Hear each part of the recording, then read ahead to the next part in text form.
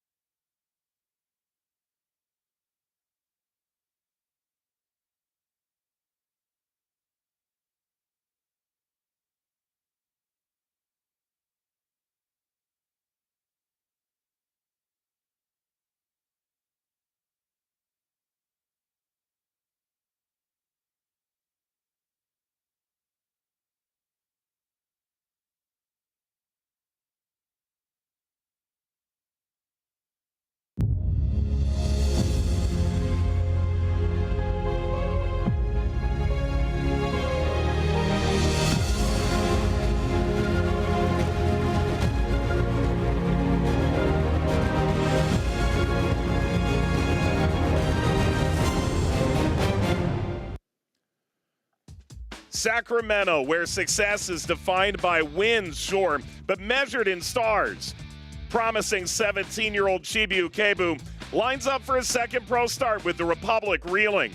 While any playoff dreams El Paso harbor likely revolve around Armando Moreno and this three-game California road swing. Time to make your move on CBS Sports Network.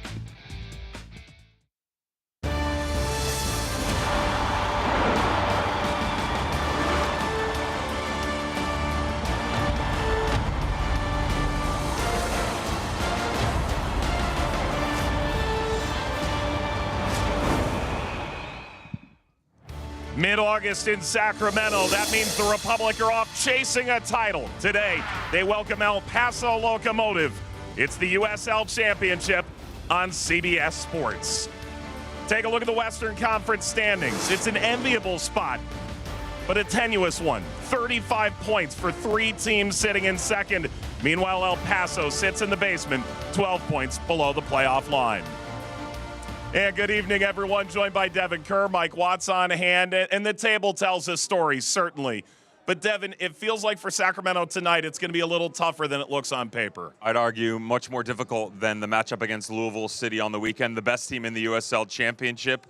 Their confidence is shattered, to be fair, off a great performance, but they fell short there and now struggling to keep pace atop the Western Conference and struggling to get results at home against an El Paso Locomotive team that's got confidence finally brimming after their first win at home in almost 2 months. These are the ones that managers look at and say, these are the most difficult results to get over the next 90 minutes due to circumstance. No doubt. Now, you mentioned what a great game it was performance-wise for Sacramento. They trailed 2-0 against the Players' Shield winner. You could say this is the game of the year. 3 unanswered, 2 from Ross, 1 from Phillips, 3-2 ahead with half an hour to play. But it crumbled. 90+4. Wilson Harris scores the winner. Louisville City 4-3 over Sacramento. But it's the Kieran Phillips goal that really stood out to you, Dev. Let's go ahead of the curve. I mentioned performance of the year possibly for Sacramento Republic. I would argue it was the best on the attacking side. In the absence of Rover Lopez, they've lost a presence centrally within the midfield. So how do you recreate success? It's numbers and it's aggression on the pressing side of the ball. So really well showcased here by Luis Felipe and Justin Portillo within the midfield. But even after you win the ball, you now have to commit numbers going forward to provide options 25 yards and in. Almost perfection here. 5 separate players, 22 yards and in for Jack Gurr to pick out his poison. He finds Kieran Phillips on the near post. This is how they find success going forward. It's the ability to win their duels and, more importantly, in transitional moments, commit multiple numbers up high to go find success in the final third. To do it again at home, it's going to be very, very difficult. Although they've almost doubled their goals average over the last 4 matches compared to this season, El Paso Locomotive has done very well for themselves, and specifically intensity. This team never lacks physicality. They never lack intensity within their matches. Wilmer Cabrera's teams always make you struggle and suffer over 90 minutes. But the Locomotive do lack points, and they need them now. A 3-game trip to California to perhaps save their season. The Republic welcome in El Paso. Lineups and kickoff coming up. It's the USL Championship on CBS Sports Network.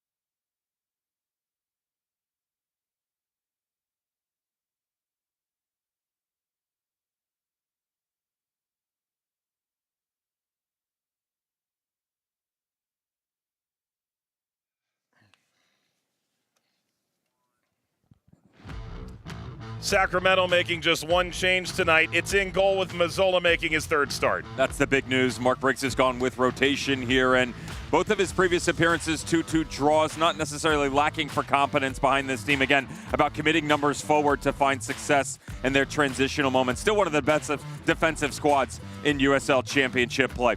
El Paso Locomotive and Wilmer Cabrera, they've made 2 changes, but 3 overall when you look at the tactical switch. That's going to see them drop into a 3. I would expect the outside wingbacks to be very high. Lucas Stauffer has come on quite consistently over the latter portion of the season, but they've got to lean on Eric Calvillo, representation in that 10 spot in the midfield. Hold serve, keep the 3 together to find success. Good crowd tonight, as you'd anticipate, for a big game for Sacramento to try and close the gap in the Western Conference, for El Paso to try and save their season.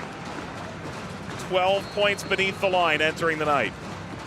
The opening whistle, here we go. It's the USL Championship on CBS Sports. On this Wednesday night, El Paso away to Sacramento.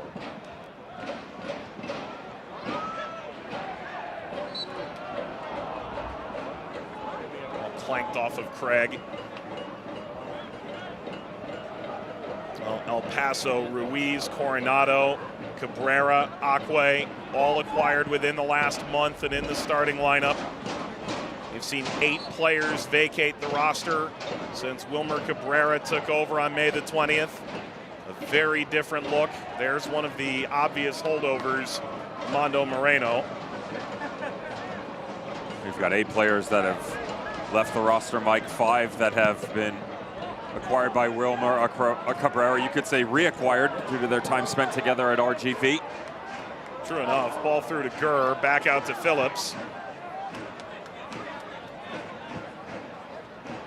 I would also say, Mike, the level of difficulty, not just the changing faces, but also their immediate introduction into this starting 11 that sees Andy Cabrera, Ricky Ruiz, and Wahab Acque, 3 of those new acquisitions that we talked about that have 4 appearances or less for the club. On the road, tactical change, very difficult on the night. Portillo. Corano, Gurr.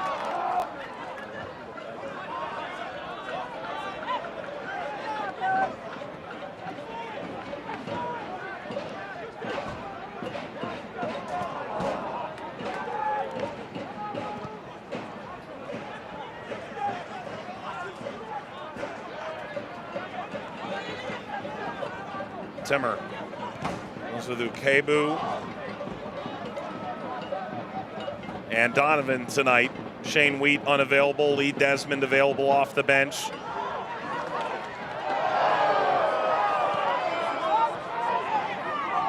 Clean tackle. Wrong side of Portillo. Still it's Felipe. Gurr. Portillo. Room to explore out here. Ball knocked down. It's tapped in. It won't count. It's offside. It's Alder Sanchez.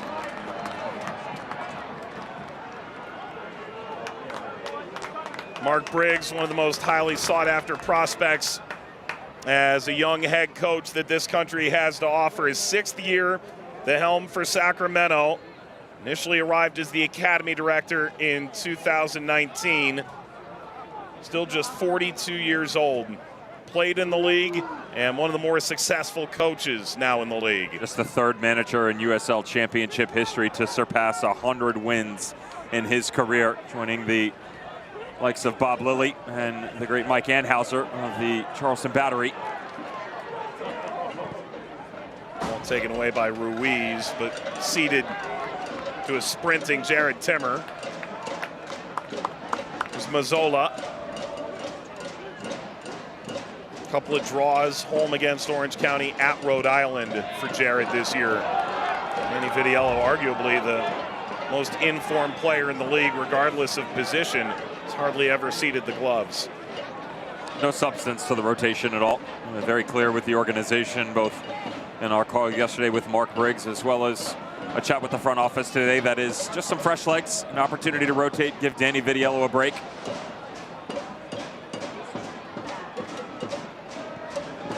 Ball whipped across over Moreno. Ruiz misjudged it.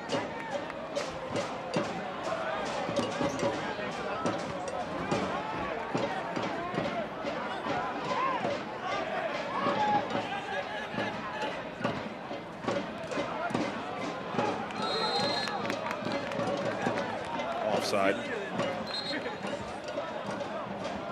You wonder how much emotion is left to start this match, considering what Sacramento Republic went through on the weekend against Louisville City. Down 1-0. I mean, they didn't really concede very much over the opening 45 minutes outside of the 8th minute goal to Wilson Harris. Down 2-0, start of the second half, and then storming back. They were incredible in the second half, consistent over 90, to then have the entire atmosphere fall out of their culture at the death. Wilson Harris scores his 14th on the season, and that's why I allude to the fact, Mike, that it's so difficult to then pick yourself back up, regardless of timeline, but certainly in such a finite window. You know, other managers might look at it, though, and say, better for us to get back at it right away than for that to linger in our minds of what could have been. You talk to Sacramento Republic organization, in their minds, what should have been at least a draw. And then also struggling at home. This is a team that has had a fortress at Hard Health, and unfortunately this year only 3 wins in 11. The good news is they've been almost perfect on the road. The loss against Louisville City, their first of the year, and first since September of last season. It was 11 games unbeaten for Sacramento Republic prior to that 4-3 loss. Nearly tied the league's long-standing unbeaten road record. Ruiz, who began the year in Chattanooga, throws in for El Paso. Offside once more. Flag flies against Andy Cabrera. That is Wilmer's son. Began the year in the German 4th division.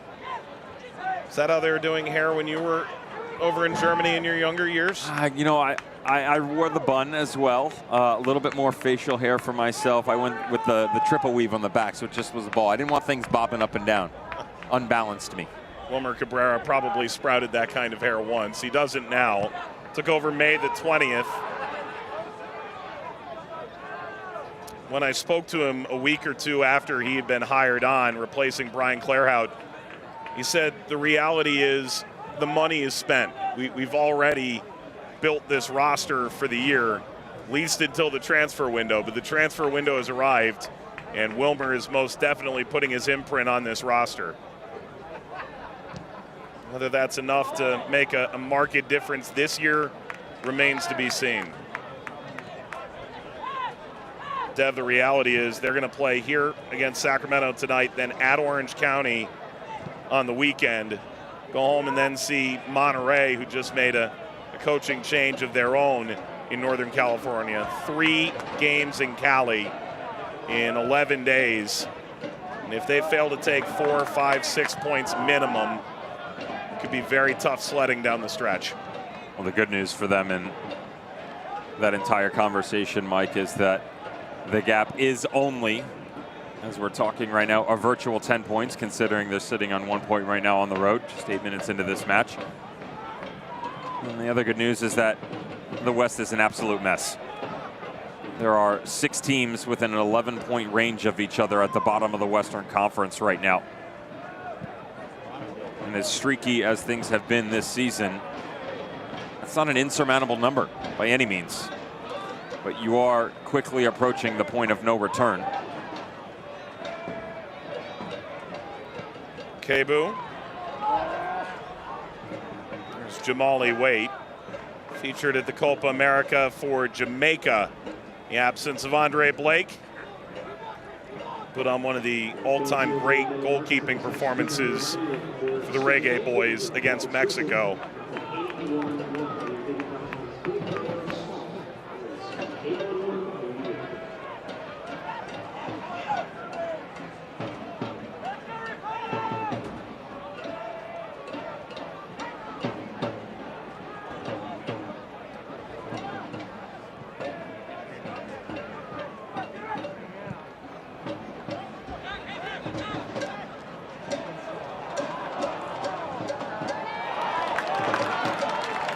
dropped in.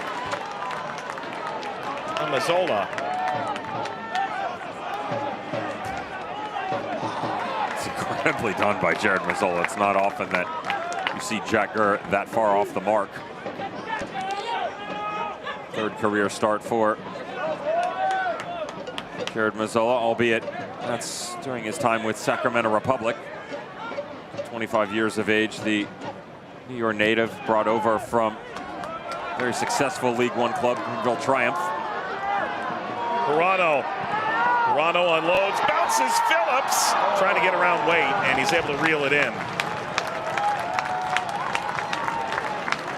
A little surprised that Phillips had actually kept himself in an onside position, but this is what a little bit I was talking about in the open mic, where you have numbers that are willing to commit coming forward, and especially from the central locations to then explode because you drag space and players with you.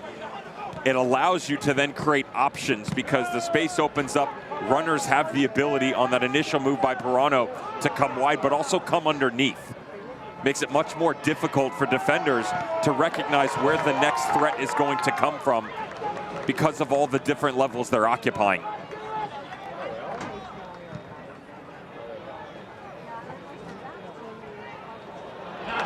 Kebu showing far more than a 17-year-old sensibility. Brought that down and won the free kick.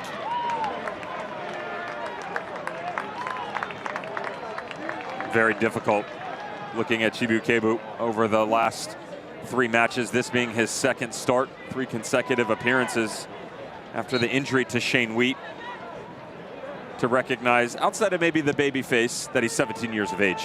He's stoic on the ball, great decision making. You know, you can be nitpicky. We've discussed this so far. Mark Briggs addressed it again, that the ability to play on that left foot a little bit more, open things up for them. But technically, extremely sound, done a very good job of helping to control that back 3 for Sacramento.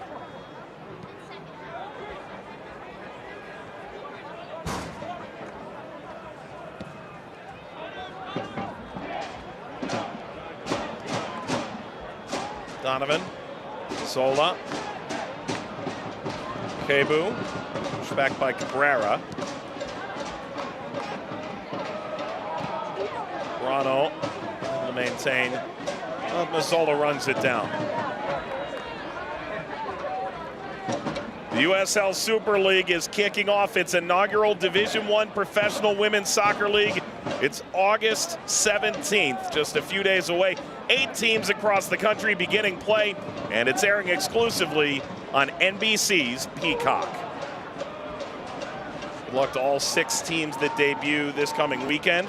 Also some major championship news this week, Devin, with Lexington set to open their stadium with the Super League side in just about a month's time from now.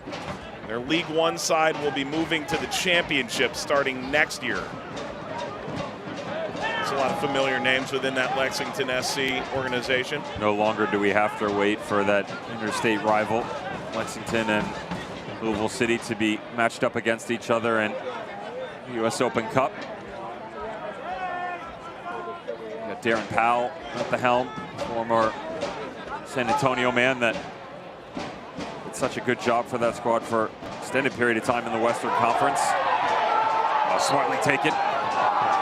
Throw in, and now the referee has brought this back.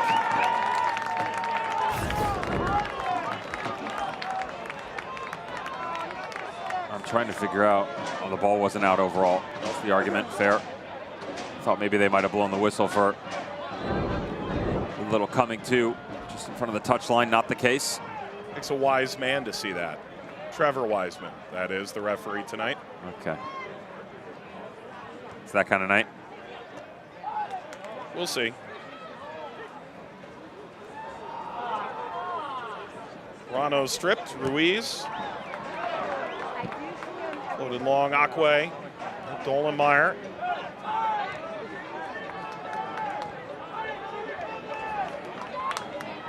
Kebu. Felipe.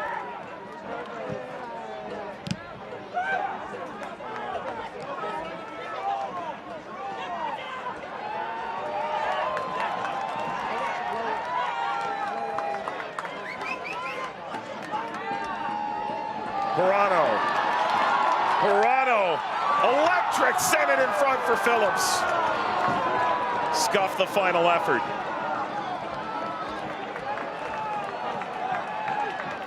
Portillo.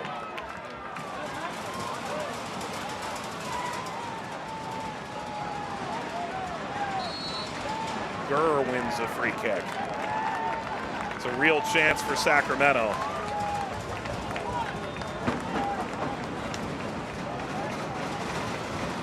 Christian Parano, the 2019 USL Championship Young Player of the Year, putting on a display. What confidence he's got, just weaving a web of absolute greatness through the back line. And Kieran Phillips a little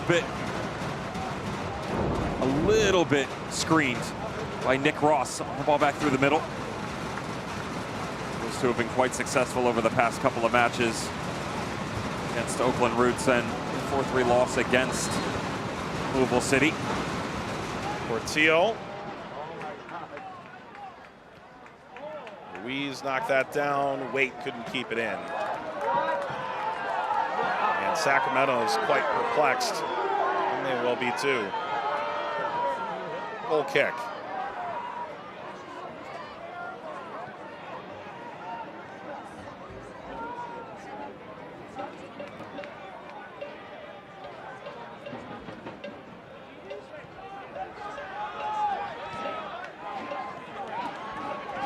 Parano. Gurr kept it alive. Gurr across out beyond Phillips. And the trailing Nick Ross.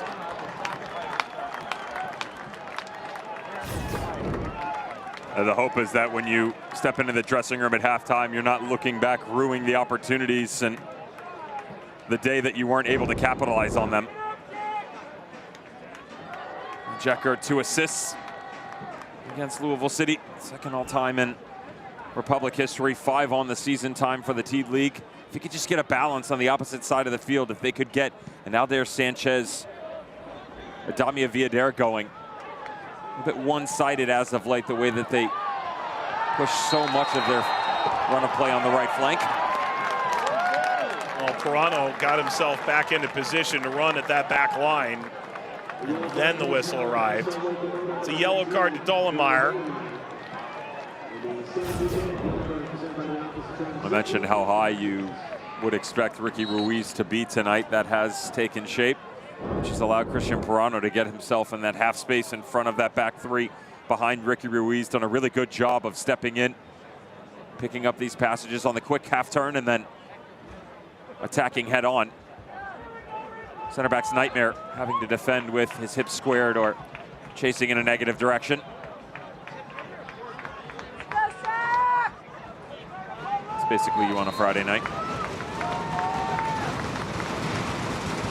Portillo. Header smashed across. Kebu was coming. Waite got there first.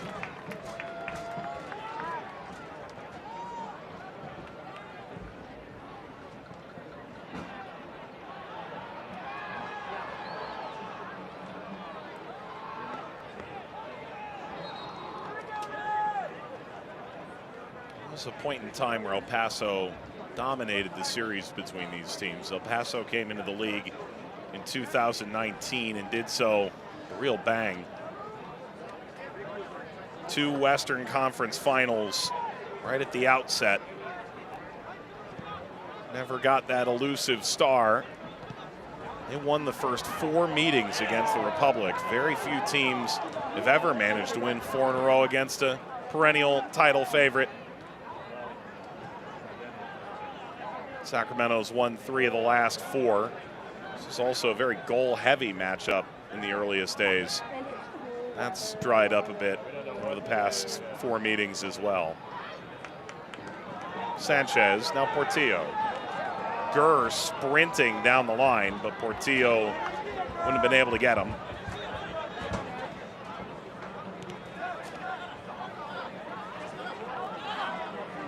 Parano, so impressive so far tonight. Through now for Phillips. Phillips denied by a sliding Wahab Akwe. Waite thought about coming and then pulled back into goal. Akwe able to seal the deal, corner. It's an excellent recovery from the center back who has to come all the way across the pitch, but once again, Christian Brano 3v1 to then create the separation with the explosion. And what vision here? Now the one issue you have of your Kieran Phillips is the angle is so tight. The only option he has is to try and challenge Javali Wade on the near post. But beautiful movement by Sacramento going forward once again. It's like a bit of confusion amongst the Sacramento masses. Held away from Moreno.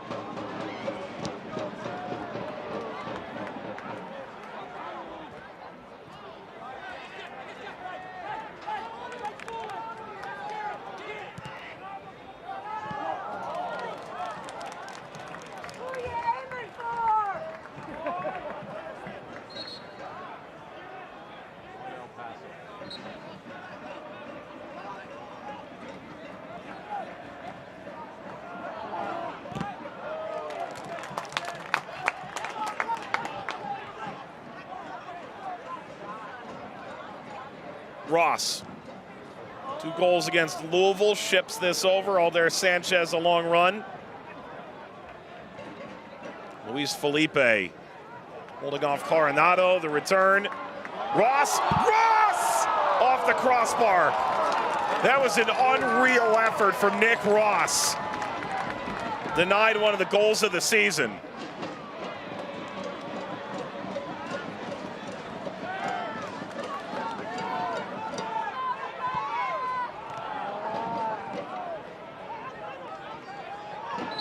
And Cabrera fouled from behind. This deserves a second look. Incredible individual ability by Nick Ross, and love that little build here as this flicks itself back out. How, oh how, does he pull this out of thin air? Notice his body drifting to the left, counterbalances with the pendulum of the right peg. A little bit of FIFA, trying to pick out that far post in what would have been one of the best goals we've seen in quite some time for Old Glory Red. Ross spent 3 years with the Locomotive, 6 goals over 69 games. Ultimately mutually parted ways with the club.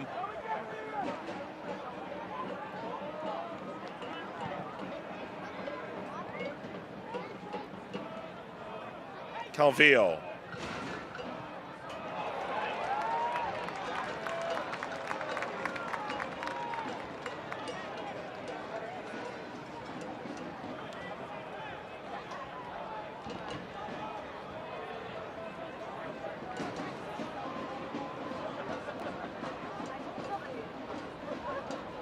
Stauffer.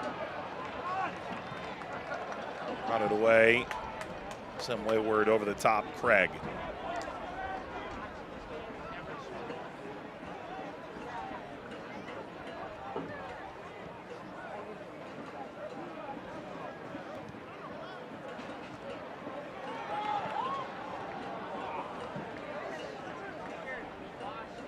I think someone needs to wake up the Tower Bridge Battalion. The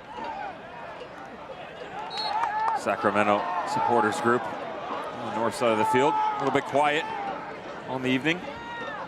I feel like I caught a cowbell though. Always need more cowbell. Always.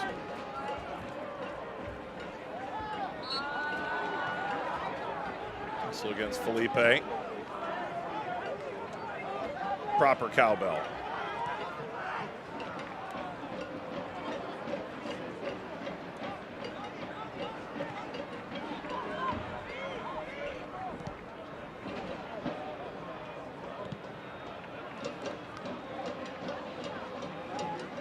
Coronado scored in the win over Miami, scoops that too far for Armando Moreno. Bagged the second against Miami FC, a 2-1 win. It's very much needed for El Paso. First win in the league all season at home.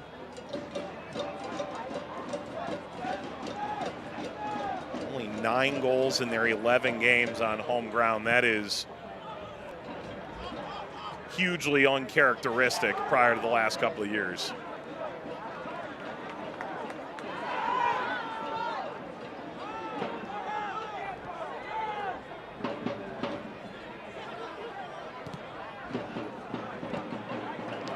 All knocked down to Pirano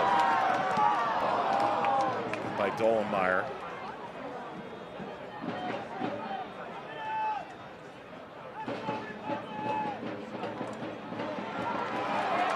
Good thievery high up the field for Sacramento. Touched over by Phillips. And a corner to the Republic inside 25 minutes.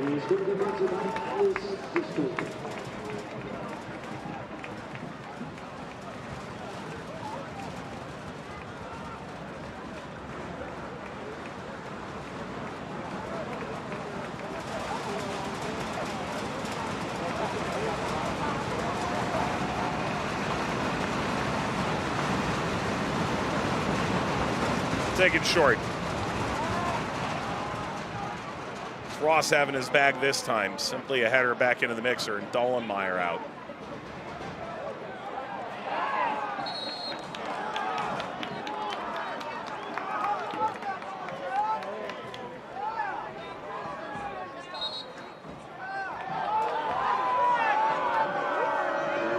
Late yellow into the mix.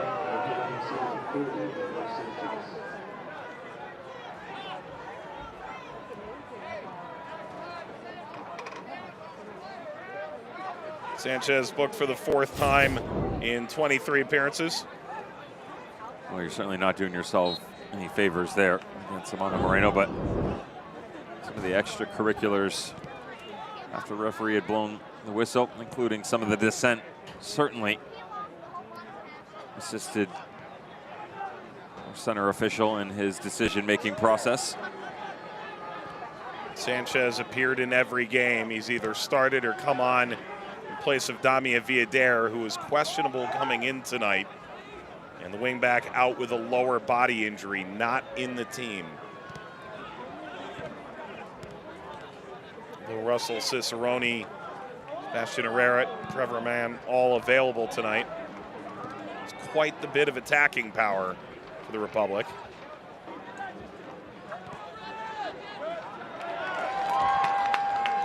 Taken away by Timmer.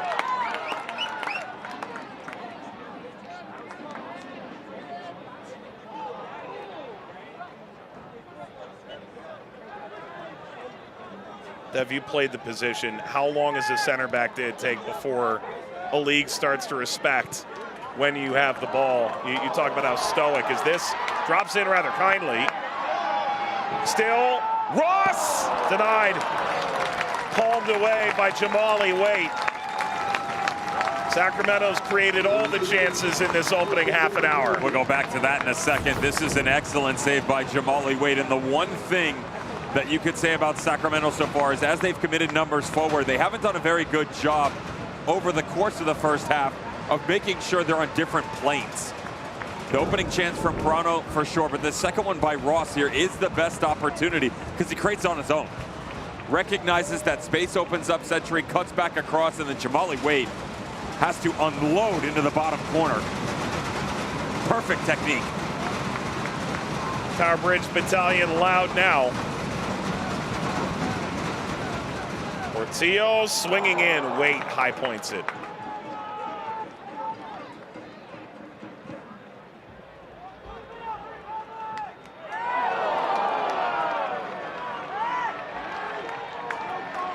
Handful of games around the USL Championship tonight. Throw for El Paso. Things were looking okay for Miami. Scored in the 5th minute. 1-1 in the 80th minute. Lost to Memphis 5-1 this evening.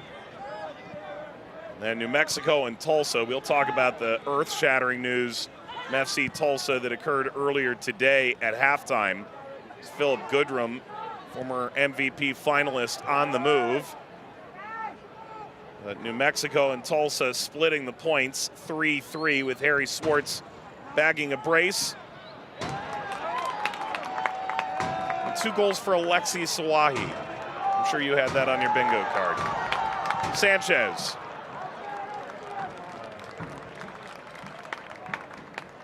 An interesting conversation with Mark Briggs addressing what the goals are going to look like moving forward for Republic. Gurr able to get that down.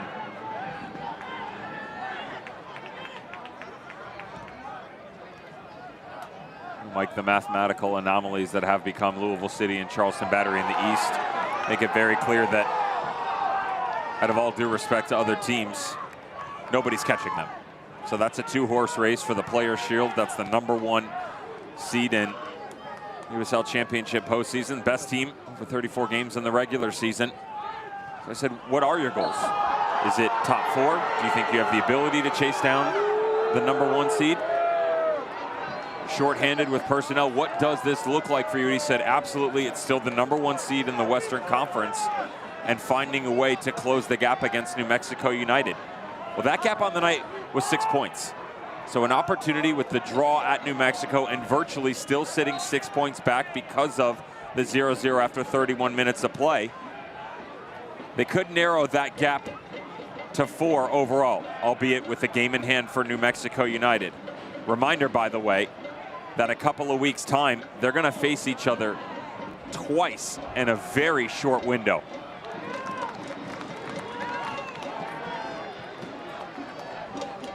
First one will be at New Mexico United on September 18th.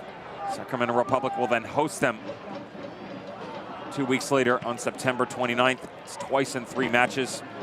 Wondered as to whether or not either one held more importance. He said no, they're both the same. All over the top for Phillips. Phillips streaking through. Phillips hits the keeper and scores.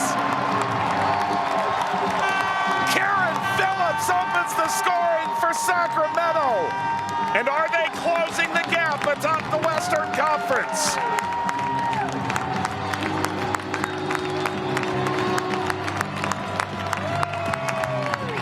Let's go back to a little switch on the back line first with Mark Briggs that saw Jared Timmer come to the right and Connor Donovan, the main man on the inside. It's because of his physicality and well taken on the first challenge, but then head up. This is what we addressed coming into the night. Their ability after the pressure or press to then commit numbers going forward. And while they're not a plenty against El Paso in this transitional moment, it is thought out and thought out quickly.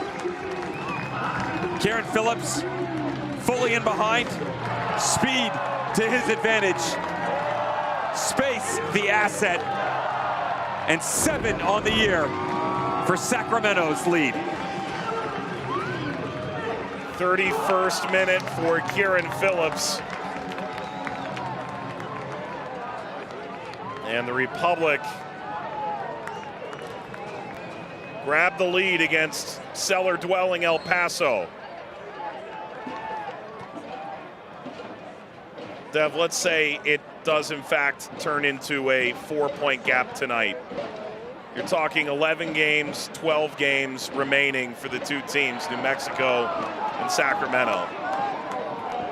Sacramento needs to win one of those two, if not both, but probably can't lose either to have any chance to get the #1, right? No question. You know, looking at the balance of the schedules for both of these teams, albeit the New Mexico United team against Tulsa tonight, they probably expected a win being at home. Certainly didn't expect for Tulsa to score 3. No, I don't know if they would have scored 3 against them. Just as good as they've been. 5 shutouts in their last 8 games for the visitors.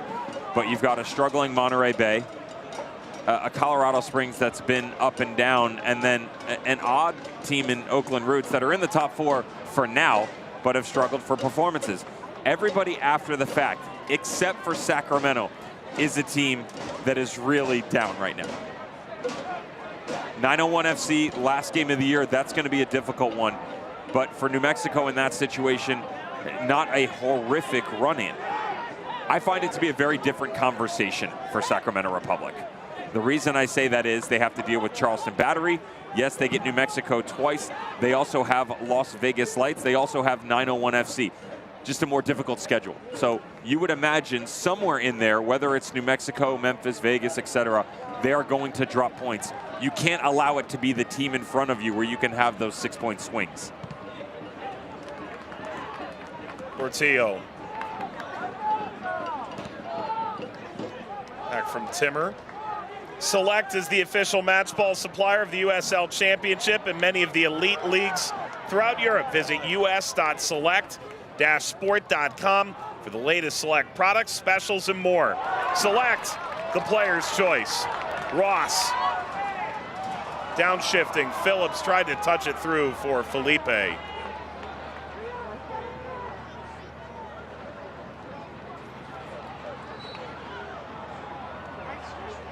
Don't look now, by the way, Nick Ross. The incredible form that was the start to the season. One might say through their first 10 matches, best player on the field, certainly the most consistent.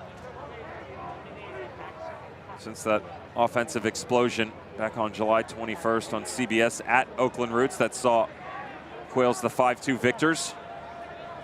It's now 3 goals and 2 assists over the last 5 matches. And we talk about ways to recreate opportunities in the final third without Cicerone, without Roro Lopez. Herrera has come back. Ricketts is making his way back as well, but certainly doesn't hurt that Nick Ross has found a new home on that front line.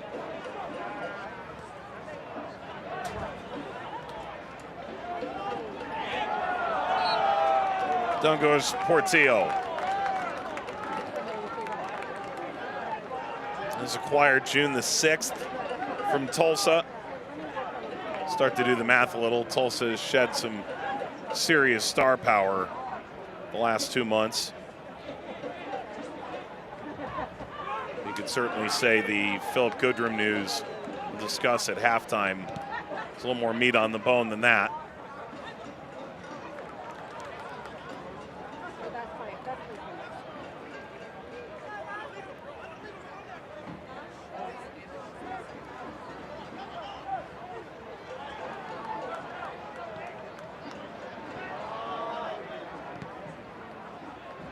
Rano's service cut out.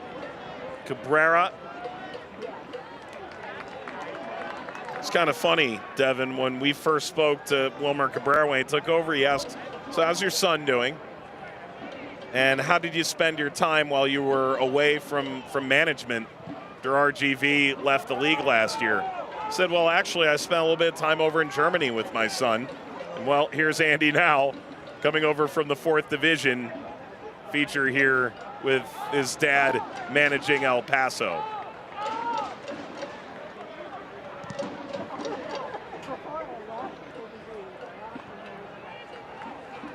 And he did play for a time at RGV. He got his pro debut there.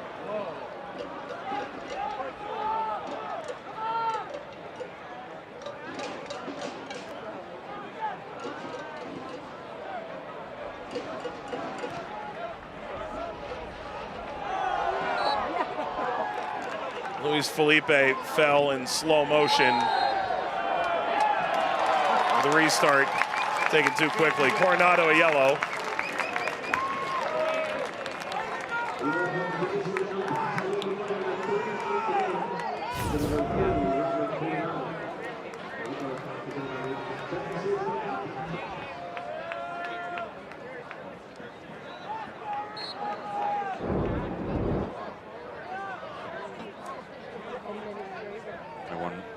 Argue that he was the best player on the field in their victory against Miami FC.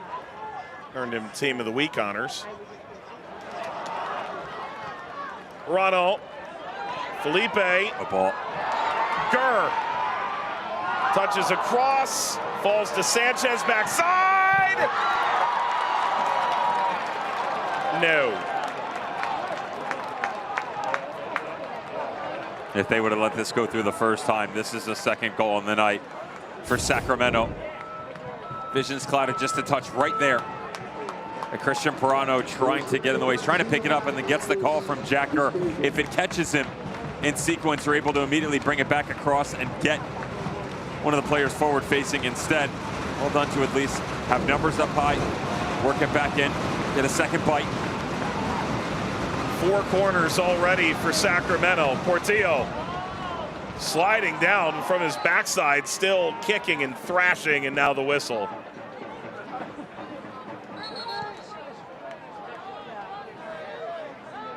Donovan peels himself back up.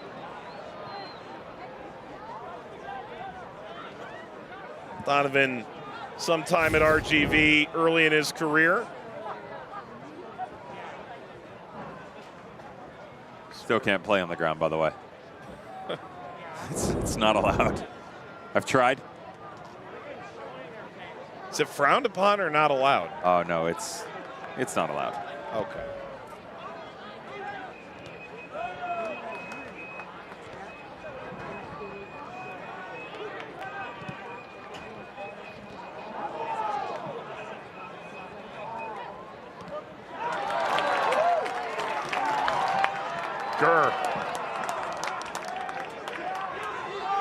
Ruiz is able to wrest it back for the Locomotive. 40 minutes gone.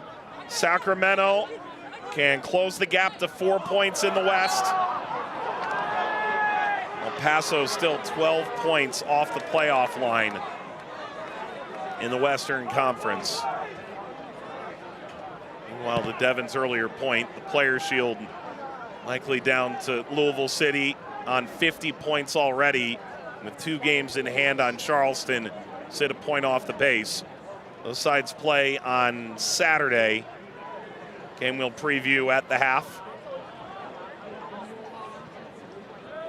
Sacramento with a win tonight would be 12 points off that pace.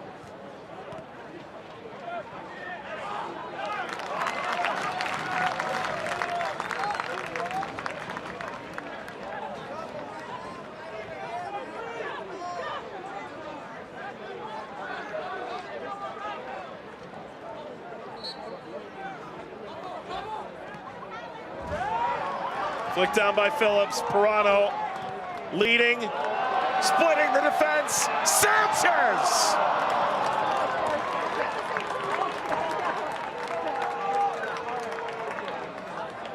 Certainly had their fair share of opportunities in the opening 45 minutes. Sacramento have everything forward-facing in nature. The most important thing, Pirano, quality. Entire first half, and unfortunately for Sanchez on the back post, didn't really have many options in that situation. Thought maybe he might try and cut it back across and either find a trailing runner or take a second touch and try and pick one out with his right foot. Kebu is booked.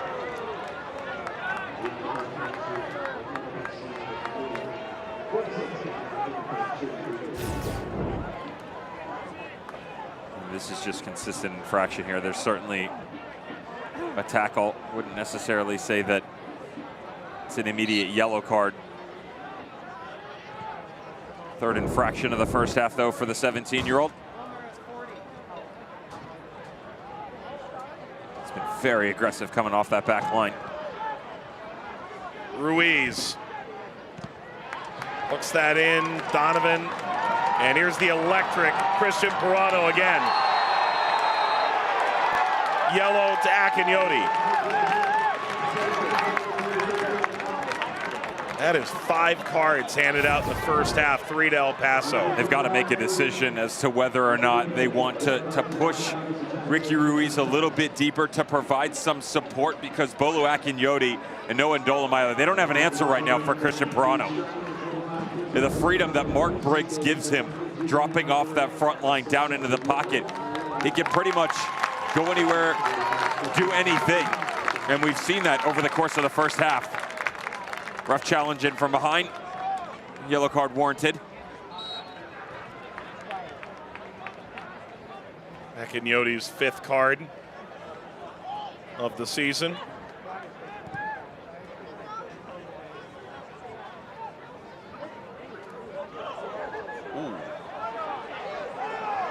Tio may have gotten away with one there. And that was clear payback from Moreno. It's going to be a yellow to Moreno. And a lot of pushing and shoving. And Mazzola would do best to go find his own penalty area. Got to make sure he's getting his metrics in.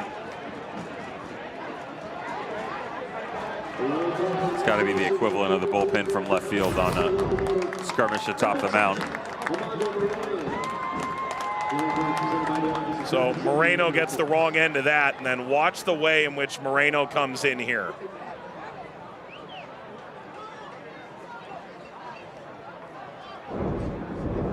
That's a stomp if I've ever seen one.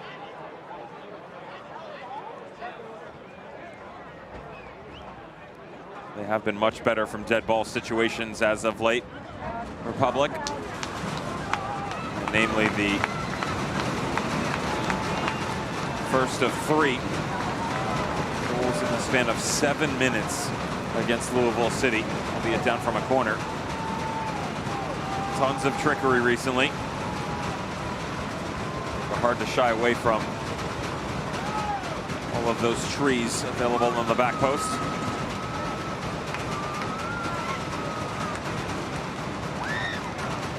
Republic have dominated this half.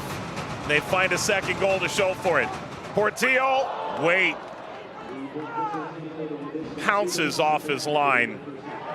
Overtaking Calvillo from behind. Back to Okebu.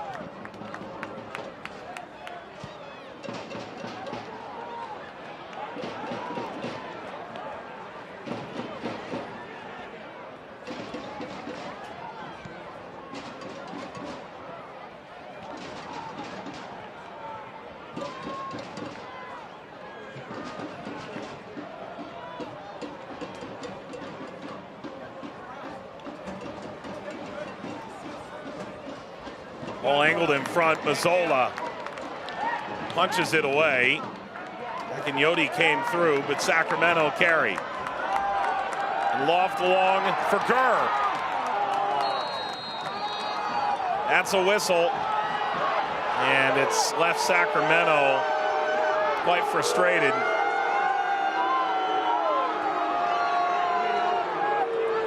And Gurr summarily baffled. Definite contact. I thought he was actually pulling out of the challenge, but again, very aggressive, moving forward. As the left leg, his right leg did in fact pull away as he spins out of it, but his left leg continues forth.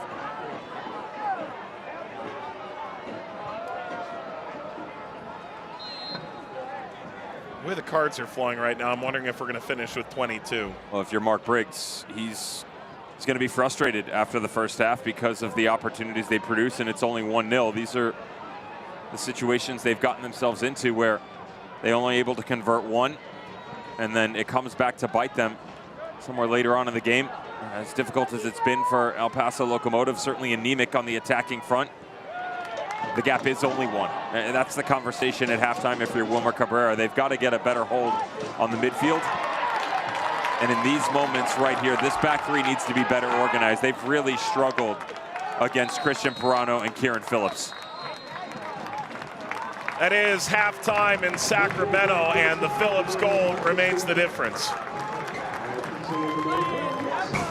32nd minute, Phillips comes screaming in behind and beats Jamali Waite over the top. And the Republic in fine position. Will their inability to add to that lead come back to bite them? 45 minutes down, 45 minutes to go here in Sacramento. The Republic trying to find their 10th league win of the year, draw ever closer to first place in the Western Conference. El Paso just trying to find a shot. Halftime coming up.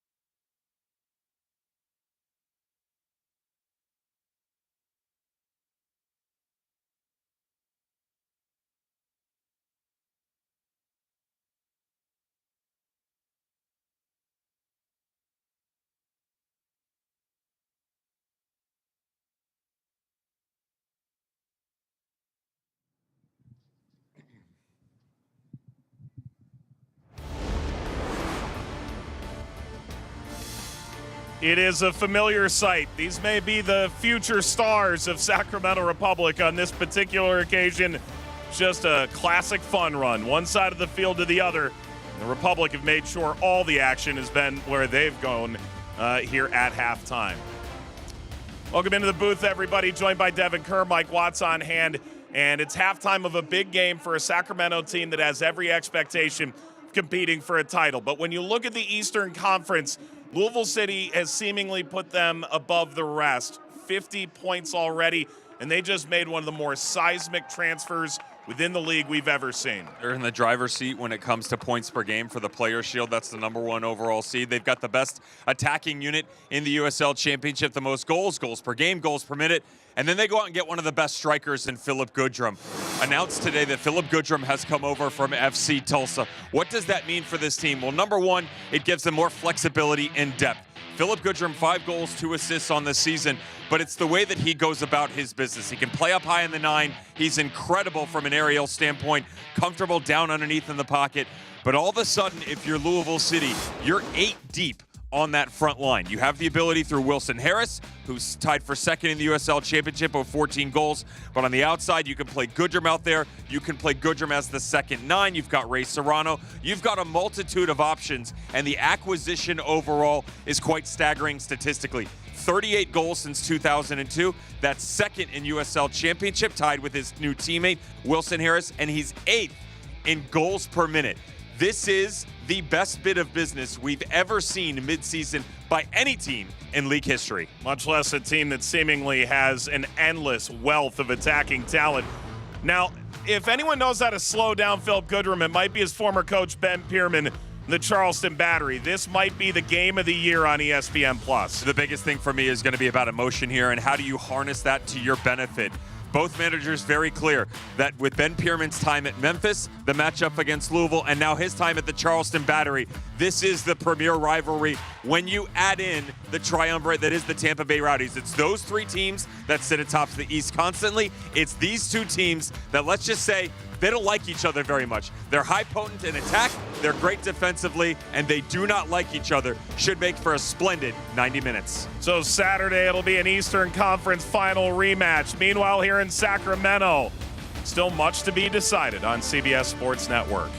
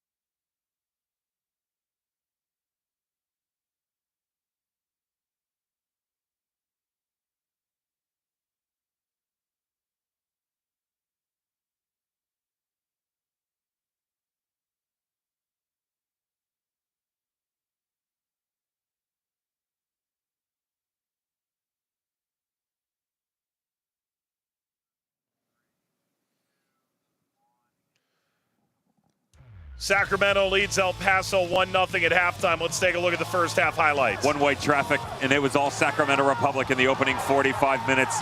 Love the collaboration we saw between Christian Perano and Kieran Phillips. The first one can't get there, but the second one, a magical ball put through. Great job on the back line by Ackway to close down the space, and a game-saving tackle remained knotted up at 0-0. Nick Ross tried to change that a couple of minutes later. Well taken off the right foot, then off the crossbar. This one into the bottom corner, but excellent save by Jamali Waite to keep it 0-0.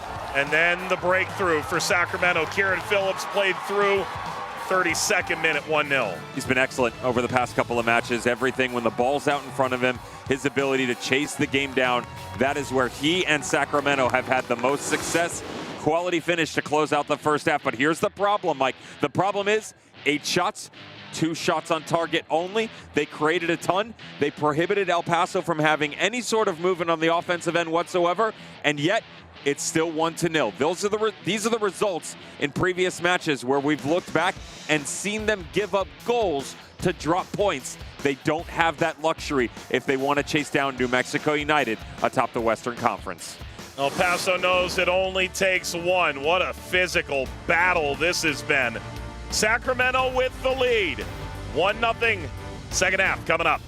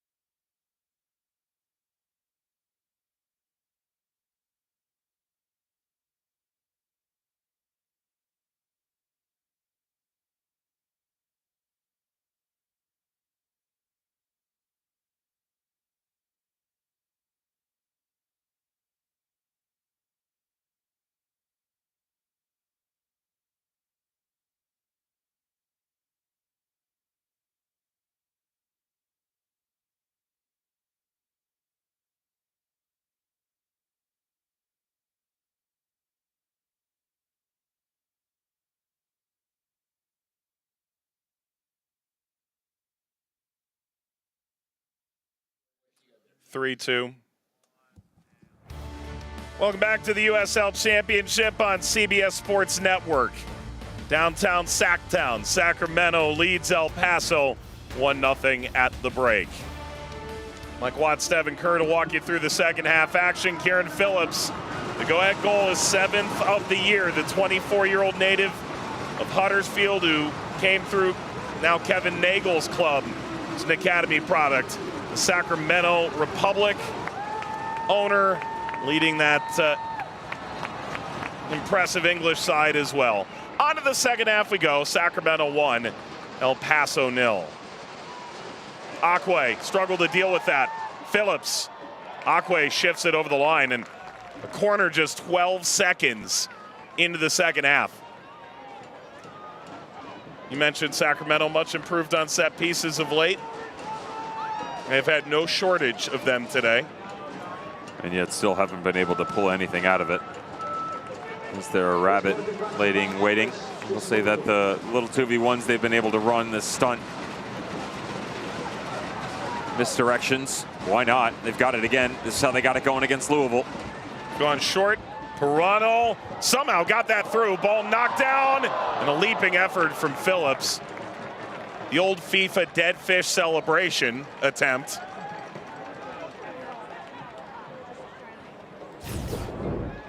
And one of the reasons it's so extremely difficult to defend against Mike is you've got the run over the shoulder. You've got to be cognizant of the fact that you've got the speed change and technical ability of Pirano. And then the way that he drives the ball, it allows twofold. A streaking run right atop the 6 on that angle, very difficult to manage. And then what could be on the secondary run on the back post to allow a volley, a diving header. Take the former.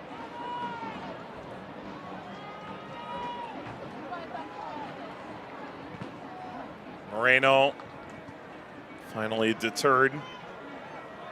Sacramento, a decade ago, won the title in their inaugural year. Last year, the #1 seed. The year prior, US Open Cup final. They are a perennial favorite.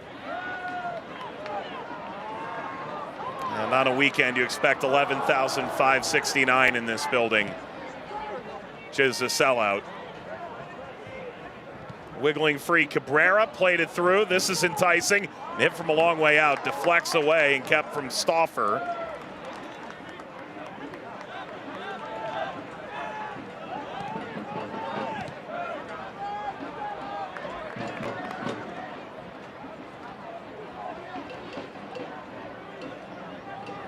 El Paso falling behind, victim to the opening goal for the 12th time this year. They have yet to recover a point for the game in which they ceded the opening goal.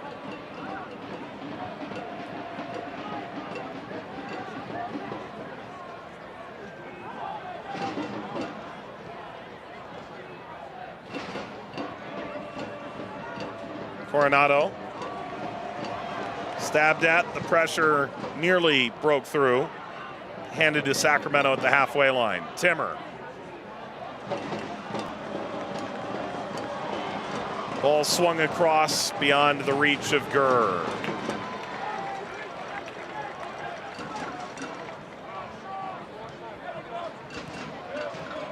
There's just no sort of presence up high underneath Andy Cabrera and Amanda Moreno. Eric Calvillo having to do much chasing. It's coming high, and all of a sudden, there's a 25-yard gap on the inside because of how deep Coronado and Akinyote are.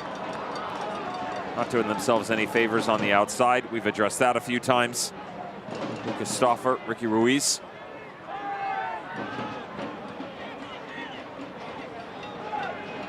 It's just about communication and adjusting, Mike. Luis Felipe lays off. Pirano taken out.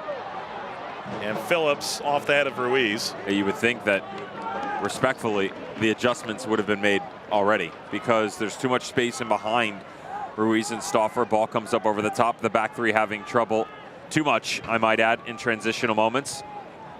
So you can bring them deeper, keep the game in front of you. The concern in that situation would be, okay, well, now we're going to allow Sac to pin us deep and put too many players on the ball to shift us side to side. Well, not if you allow Eric Calvillo to sit underneath that front two and provide more of a presence centrally. Pirano wins the free kick. Spare a penny for Brandon Craig's thoughts. Instead, we're still having a very similar conversation, right? A turnover, ball up over, and then strength in numbers to go and attack the back line once again. I don't blame either one of the back three, and Dolomeyer, Craig, or Akwe for their frustration. They've been isolated a lot, and you can only do so much when you're playing 3v4 and 3v5.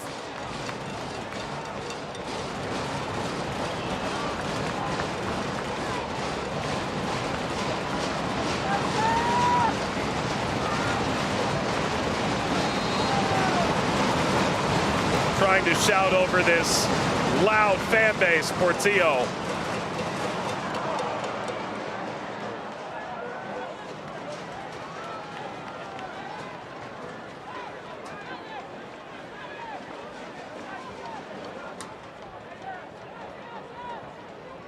Jamali Waite looks on, an invitational trialist in Pittsburgh, which is, to be fair, how it starts for most goalkeepers, including the man who was set to be on the other end tonight, Danny Vitiello. Although Vitiello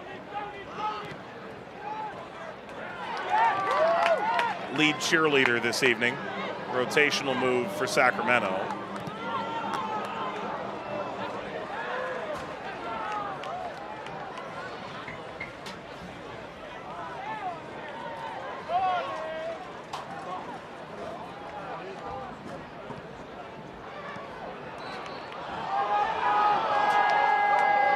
Foul from Timmer.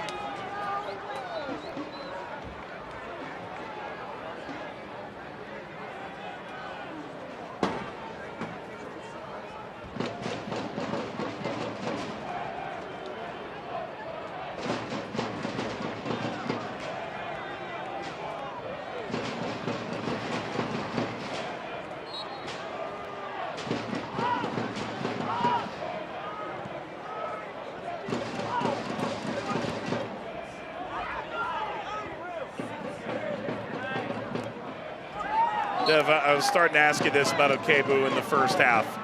As a young center back, how long does it take before you get the respect? The respect for your distribution, that you aren't constantly pressed, respect for your ability to handle balls in behind, or the physicality of the game as a defender? He got it right away in their 1-0 loss against the Pittsburgh Riverhounds.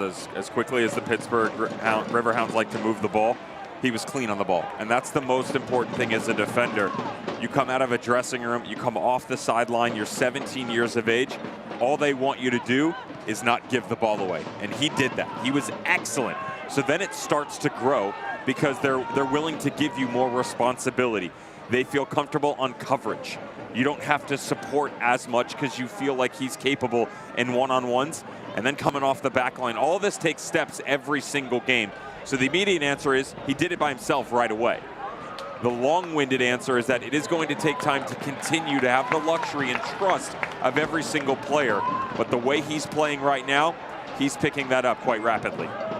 Look at Kobe Henry in Orange County, Josh Winder at Louisville. It's a rather lucrative position to be transferred over to Europe out of the championship. Ball whipped across, Phillips came for it, keeper came out, and now the whistle blows. Waite making contact with Phillips, and Pirano never had a chance to aim at goal, and with both down, referee calling for the athletic training staff. I give credit to both of them here because Kieran Phillips knows that the contact is going to come, and yet willing to sell out his entire body to try and find a second on the night. Jamali Waite, same conversation. He knows the striker is oncoming. Well done, just to get the tiniest of touches to it and redirect it, albeit right down Route 1. With the hopes that the contact created, you'll notice he sort of spun to his left to shield away from a head-on collision. Good on him. Thought that most of the physical disruption came into that abdomen region, possibly on the ribs on the backside.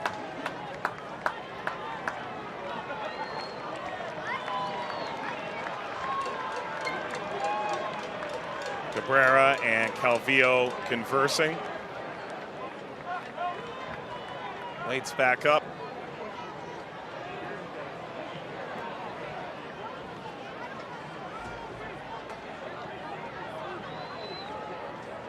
Phillips never leaves something in doubt in terms of his effort. Never. No, work rate never an issue.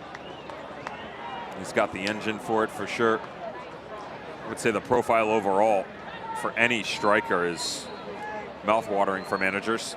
6'2", solid physical physique, engine for days, willing to press, willing to make those extra runs. Certainly over the run that has been the last 5 matches. I've seen him score 4 goals in that window. 4 out of his 7 in the season. Not too shabby. And he seems to have an inkling to score on national TV. Some guys got it, some don't. It's just because of you. I consider it more of a team thing. Yeah. That snuck through. Stauffer pushes this all the way to Mazzola.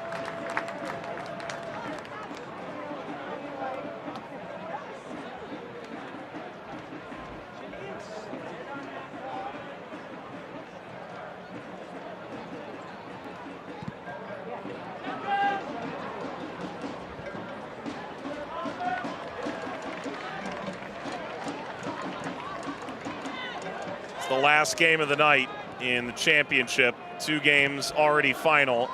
Memphis dominates the last 10 minutes, drops a 4 spot in that span against Miami, a 5-1 win. And then game that's certainly relevant to this, New Mexico 3, Tulsa 3.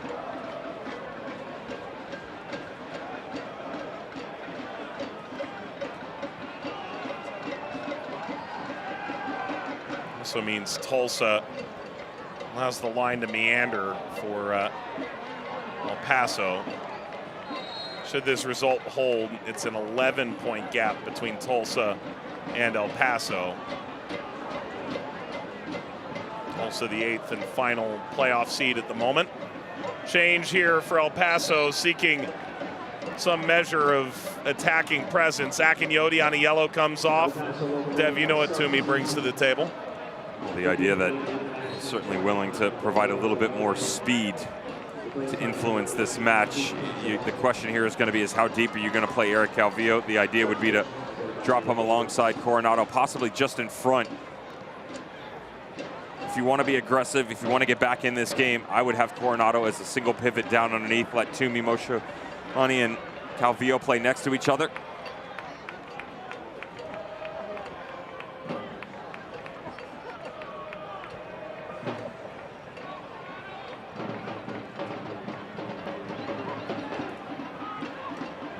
Playing for Landon Donovan and Nate Miller in San Diego and having some very strong success there.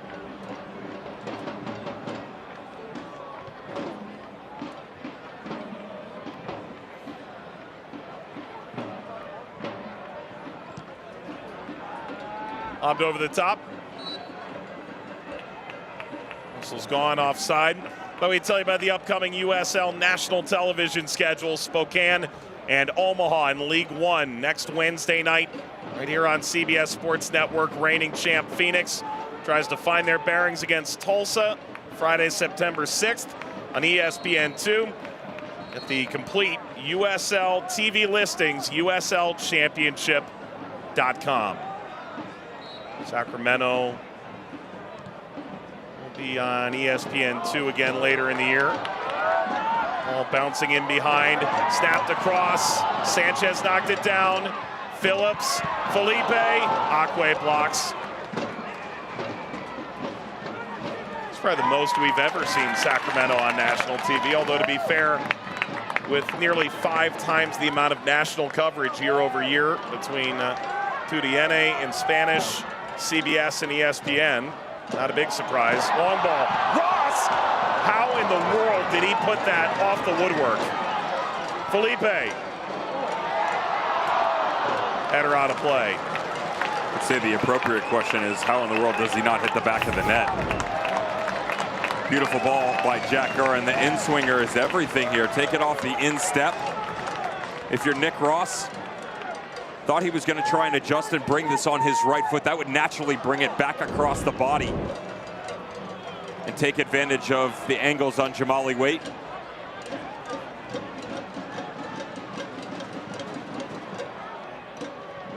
So he takes a half volley and pounds it off the crossbar in the first half. And now this full volley cross field off the left post. He's working on the unluckiest of hat tricks.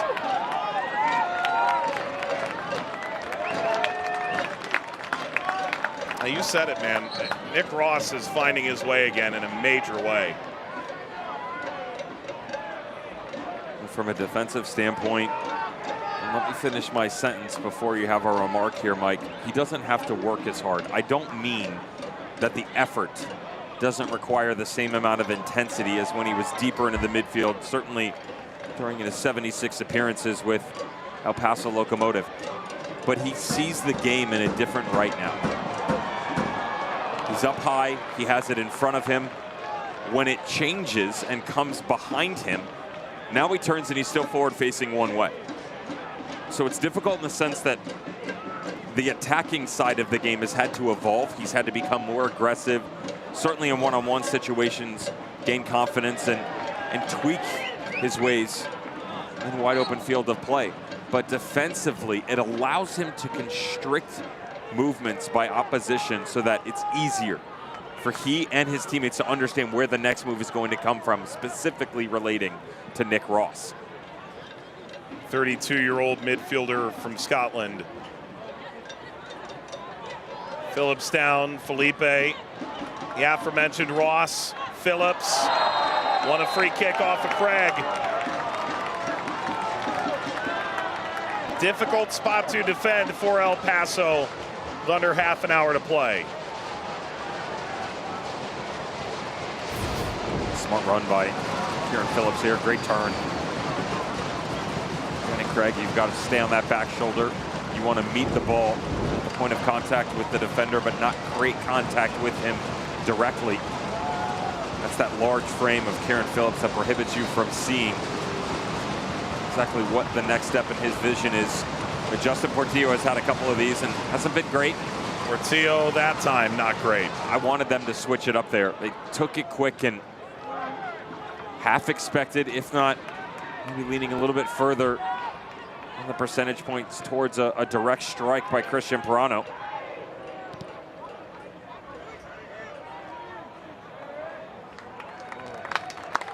Zola snaps it up. Can't watch the match? Turn on Sirius XM FC 157. It's North America's only 24/7 source for engaging soccer talk, including USL All Access Tuesdays, 8 p.m. Eastern.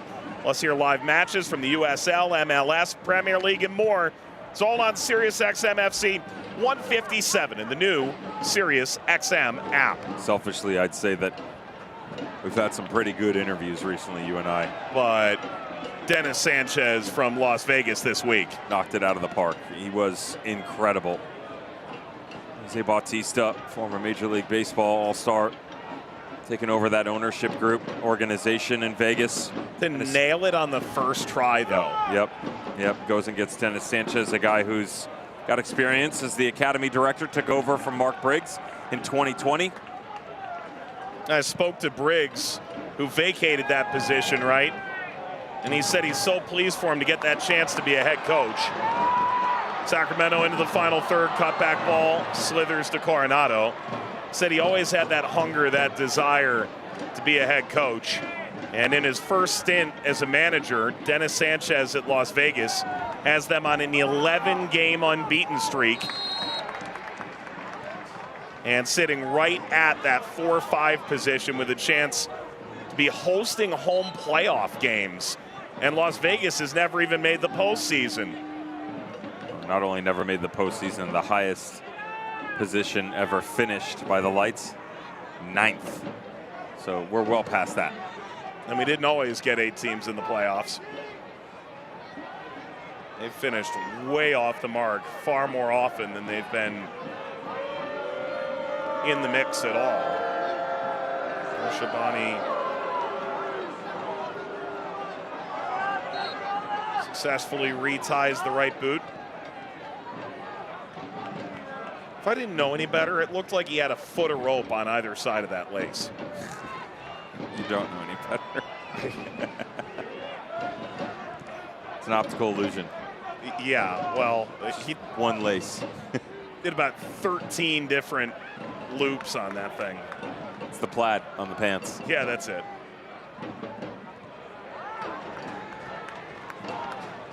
The pleats create an optical illusion.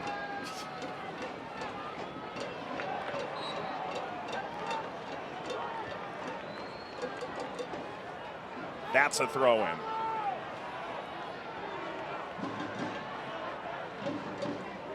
And here I thought it was a layup. Well, it sounds like a good Curb Your Enthusiasm reference that comes to mind.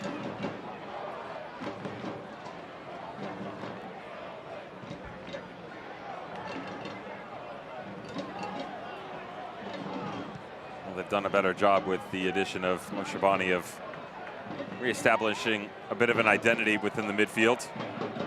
Calvillo and Coronado rounding that out.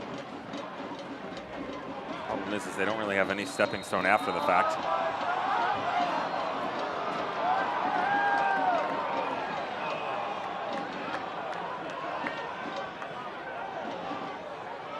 Jack Gurr's on a yellow.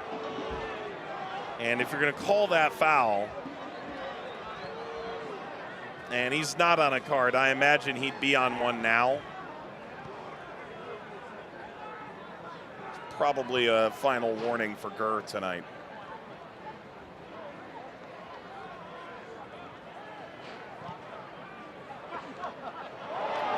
Slips through to Ross. Ross! Oh my goodness, he did it again. He really hit the woodwork for a third time tonight. This dude could not buy a goal. Utter disbelief, right foot, left foot. Seemingly anywhere on the field that he can, he has. Oh, how's that little stutter right there to shift Akwe? Love the way that he gets him to move his hips and create that tiny amount of space to then unleash from distance.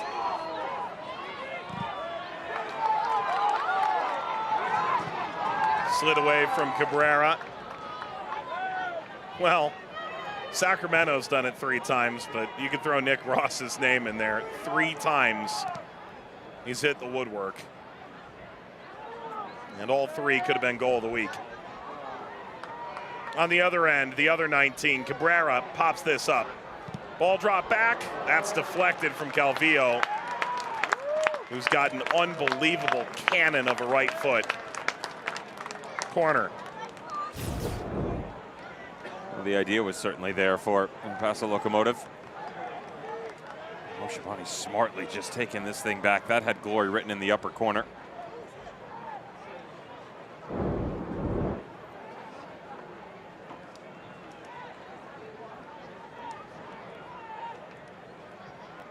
Finally, El Paso, a corner. They've gone short. Wiggling free, ball across Rockaway.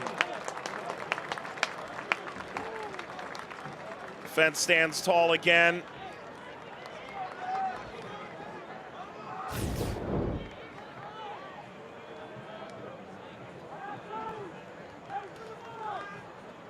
And it's on these set pieces that you get a little nervous if you're a Sacramento fan. Woodwork 3 times, 15 shots to 1.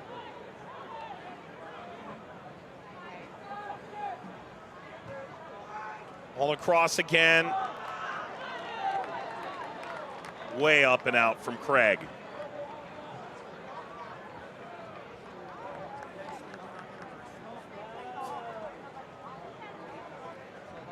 Well, there's Jared Mazzola. Spent a year at VCU, didn't feature. On to Quinnipiac in Connecticut, was named All-MAC. That led him to Greenville for 2 seasons, 31 games there. Spoke about his character and the qualities that made him stand out as a teammate, but a Katona, New York native catching the eye of the coaching staff there. Earns his 3rd start of the year tonight. Ross. Back post. Sanchez.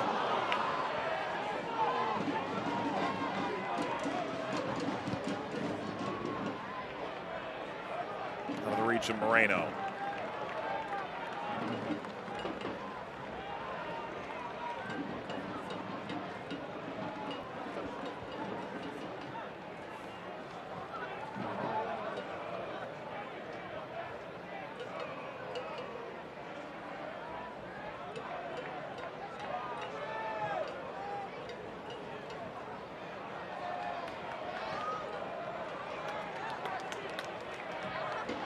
Kebu. On the trot, Sanchez.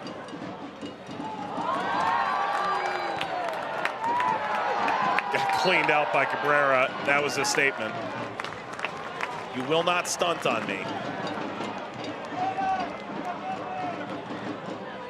Kind of feels like you can't fire me if I've already quit. Personal experience? Sir, you've already been stunted on. eFootball 2024 is here. Live your dream, rep your team, play as your favorite USL Championship club. eFootball free to play. Download now. Sanchez down to Luis Felipe, seeking Phillips. Rolled out by Waite.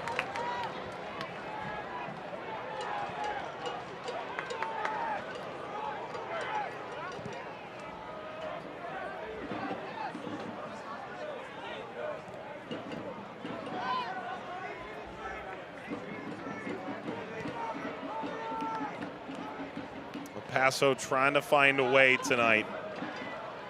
They've actually been decent on the road. It's been the home games that have been their undoing. 3 road wins this year for El Paso. They haven't won here since September of 2021.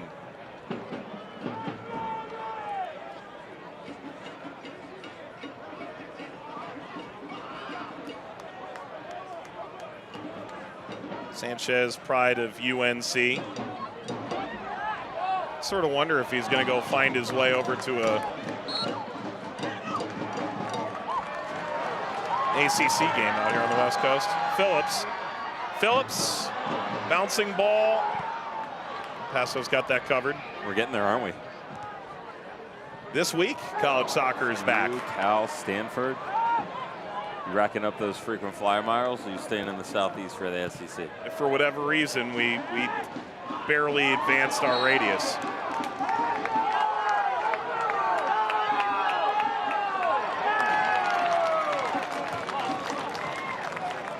Calvillo booked, just the latest. That is 5 El Paso players on bookings.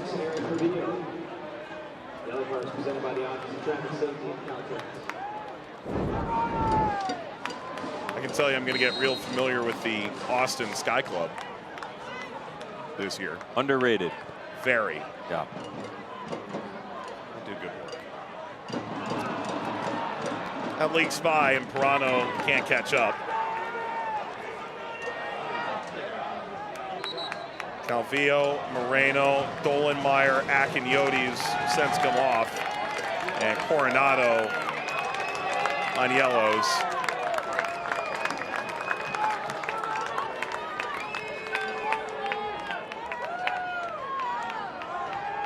Moshabani, Calvillo kept it through the challenge, whistles it forward. Ruiz playing early, ball knocked down. Portillo, and the collective defending of Sacramento remains impenetrable.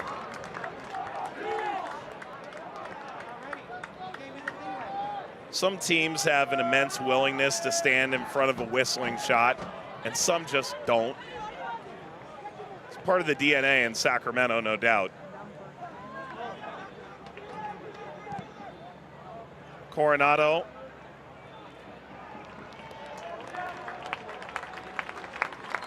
Sacramento's been waiting to get subs on, and 2 huge attacking additions. So Trevor Ammon into the game, but also Russell Cicerone. 15-plus goals the last 3 years. He's been dealing with injuries all season. Here's his last goal against Detroit. Picked up an ankle injury that required a procedure earlier this season. Played 20 minutes in the 1-0 win against the Detroit City, and it was just his goal that happened to break the deadlock and give them the much-needed 3 points on the road. And they need this. They need some help on the front line. A guy that, to start the 2023 campaign, was untouchable. He had 8 goals and 2 assists in the opening 11 matches. Conversations about him being in the MVP conversation. Another injury, loss of form, and with the addition of him, Trevor Ammon, the form of Kieran Phillips, all of a sudden you're thinking, okay, wait a second. This squad that relies so heavily on its defensive tactics, its resoluteness on the negative side of the ball, has the ability to produce things on the opposite end.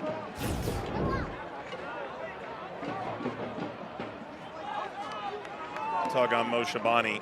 You know, Dev, if you look back to the start of the year, you probably think Cicerone, Ammon, Rodrigo Lopez, Lee Desmond, Sebastian Herrera, Arnold Lopez at the beginning. You think those are starters, if not every game, darn close.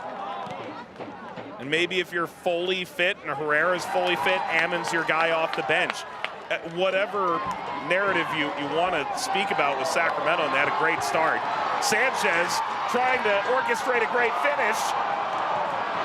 Now Cicerone and Ammon trailing, and Ross still pursuing that goal. He's got to be selfish in this situation. Aldair Sanchez off the deflection, good first touch, hit it now. He had space on both the near post and far post. Jabali Wade was too central, and instead Sanchez tries to dish it out to the backside. It's part of the demons that they've had to chase though, Mike, and really take a long look in the mirror of how they're going to find success. I'll never forget that match, the round of 16 game in the Open Cup against San Jose back on May 21st. Spoke to Mark Briggs the day prior, glowing with confidence, not just because they were back in an Open Cup run into the final 16, but that he had true depth within his team, something that, especially on the attacking front, they hadn't had really ever during his tenure. And I'd argue that even prior to that, it was really Cam Iwasa and then everybody else, and you had 5, quickly went down to 2. Cicerone got hurt, he had the procedure, Sebastian Herrera injury, and Robo Lopez season ending once again. Out for a throw to Sacramento. Herrera is available tonight. Lee Desmond, who steps in as the captain with Lopez's injury, available as well. In theory, that's your starting 9 and your starting center back.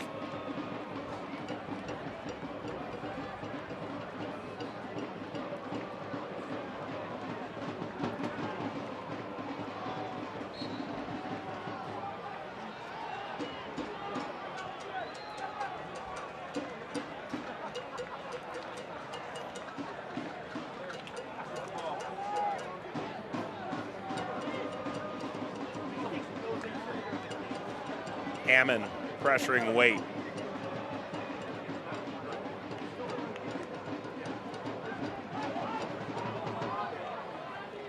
Akwe.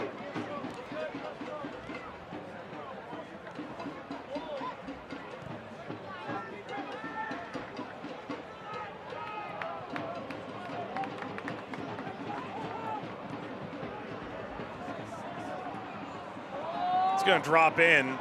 Stauffer able to flick it through toward Calvillo. Himself ran out of real estate.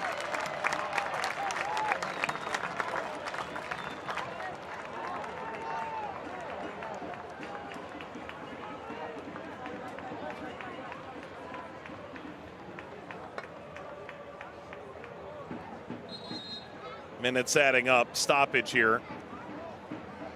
When's the last time we were in Sacramento and didn't have a hydration break? Blessing on our house tonight, 76 degrees. It's delightful. Does it mean the calves aren't cramping?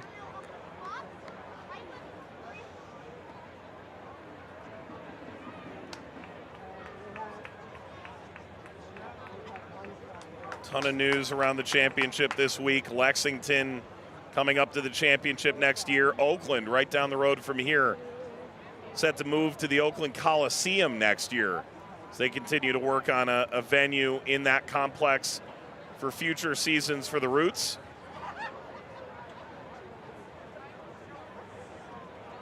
I don't know who the Bash brothers are within that Oakland Roots team, but see if they can't reorchestrate the magic. Dating yourself. Well, I respect it. Better than being single. Not that this game is lacking for any excitement. I intertwined. No, I'm running through a brick wall for this game. Yeah. This Gurr angles off the field.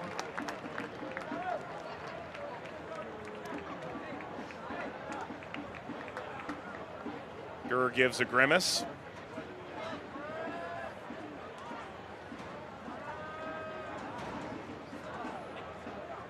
Gurr's night was already on borrowed time. Been told that his number is on the card. So he'll try and come back into this game with 9 minutes remaining, but if anything, he'll just be seeing it until a substitution.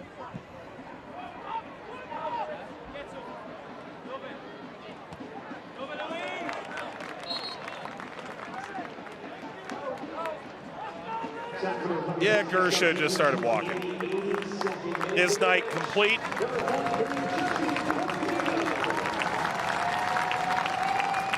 Sebastian Herrera coming in, Lee Desmond coming in.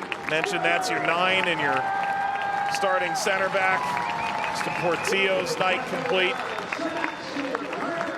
See the appreciation from Mark Briggs as he comes off, and Gurr takes the short route back to the bench.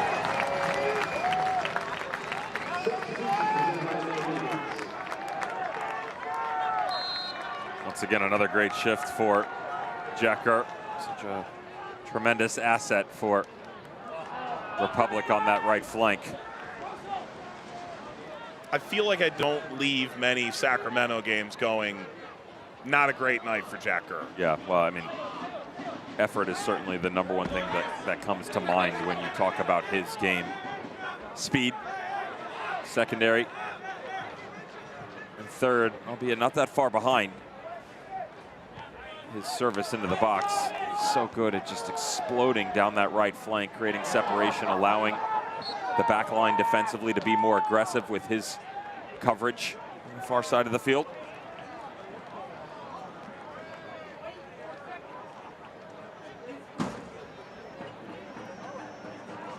Herrera walks it off.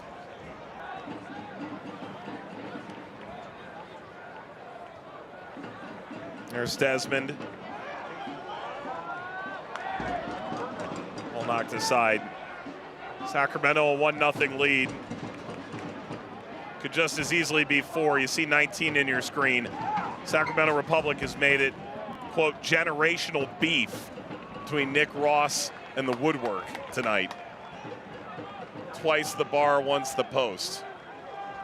None in the net. That's the shout by USL HQ guru Nicholas Murray, by the way. He's the first player to hit the post 3 times in one game since Omar Gordon of Austin Bold in 2021. The lead record, by the way, is Carl Howarth of the then Ottawa Fury in 2018. How does he sleep at night? Dear Lord. Pulls it from the doldrums for the win.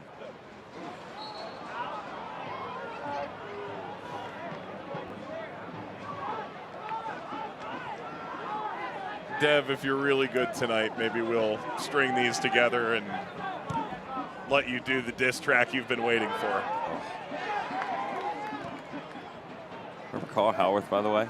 Loved him. Absolutely. What an asset he was. Remember Omar Gordon? I do. Down the line for Aquay. This feels like a great time to show you. Stayed in. Not so great. And Mazzola scoops this into his grasp. 17-1. Sacramento have owned this game. They've played with their food. Cicerone, spin move. Sanchez knocked down by Waite. Ball led back and blasted toward Furman in. Sacramento finally had their second. It's Darren Timmer. His first for the club, and Sacramento can celebrate 3 points tonight.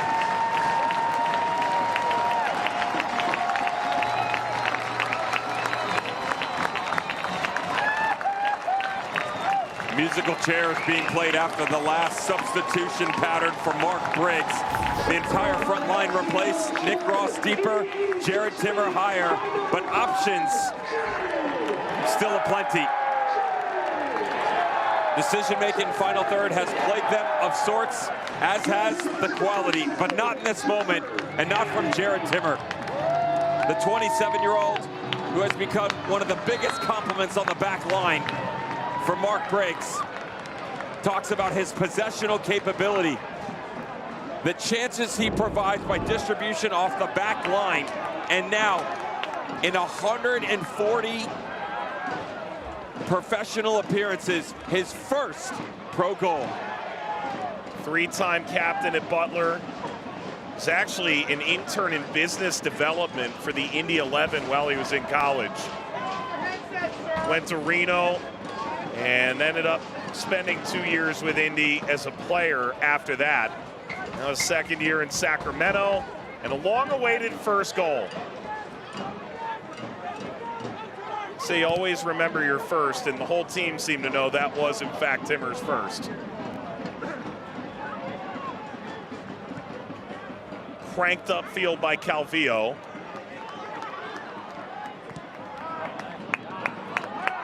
Ammon, his second assist of the season on the Timmer goal.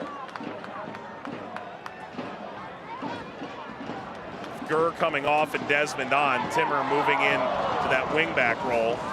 And now you can bet he is going to be the world's most annoying member of the Republic at training this week, saying, hey, wingback, come on.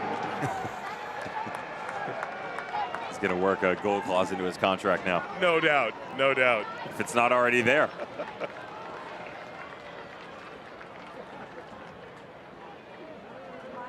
They tried to get him after he finished at Reno, but he wanted to go closer to home. He grew up in Michigan, mentioned played in Butler and ultimately the Indy 11 side for a couple of years.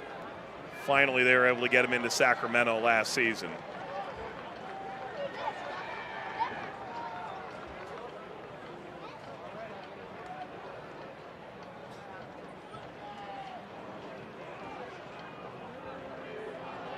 Well, El Paso sees their margin for error shrink considerably tonight.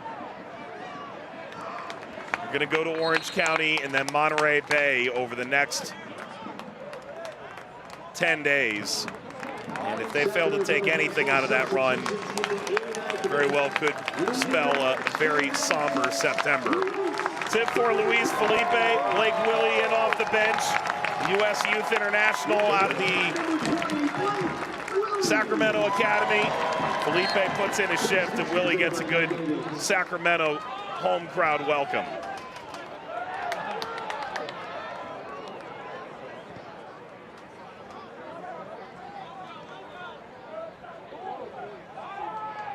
Fifth and final change for Sacramento.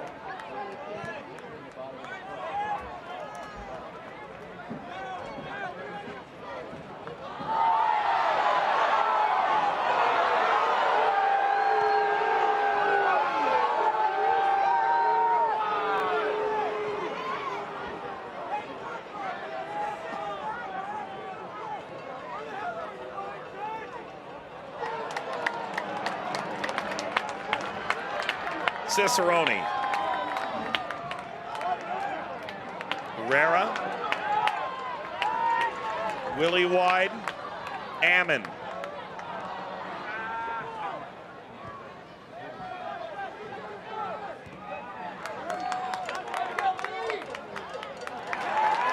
It's good from Willie.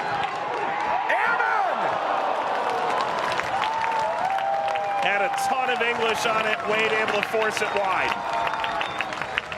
Trevor Ammon's 9 goals are tied for 7th most in the USL Championship, but most of them have come in the dying embers of a match in spectacular fashion. That one real close to it as well. Well taken off the half volley. Have to say that as difficult as it's been to get something going on the opposite end of the field for El Paso, no question whatsoever that Jamali Wade has been up to the task tonight. Another top quality save from the goalkeeper. Ammon 9 goals, 6 in 16 starts, 3 in 6 sub appearances. On a cross, header down. And El Paso clear the initial danger. 5 added minutes. Snap header, Coronado. Now in behind for Moreno. He's got a step. Moreno. Ukebu caught up. Pitchfork through and behind Moshabani. Stauffer. Seeing eye ball all the way through. Stabbed away into the path of Cicerone.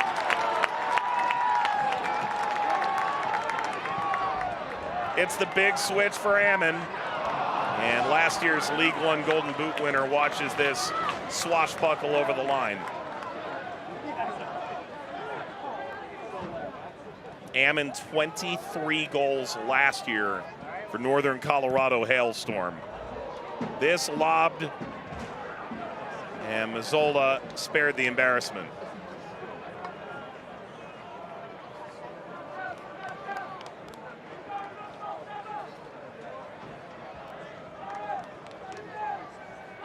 How about we give you a chance to diss the post on Nick Ross's behalf? Well, the first one was insult enough, as beautifully as he had taken it down, rejected by the crossbar. The second one, a bit closer in nature. The third, adding insult to injury. Again, Nick Ross, the first player in USL Championship since 2021 to hit the crossbar 3 times in a game. The record for overall set back in 2018. Something in the record books, certainly within Sacramento Republic lore, that you probably choose to forget.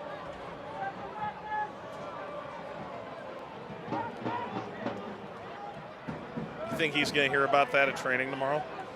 Oh, yeah. And tomorrow. Before he exits the field of play, they're going to make sure that he hears it. He'll walk himself right into the dressing room, right into the parking lot, and right back home. And the amount of banter that he's going to get from his running mates.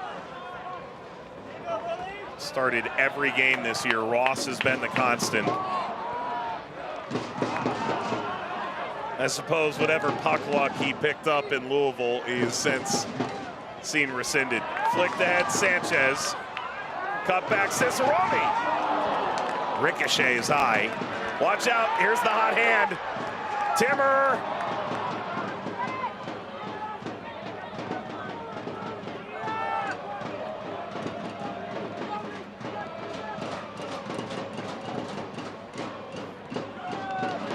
Turned over, Cicerone wiggles by.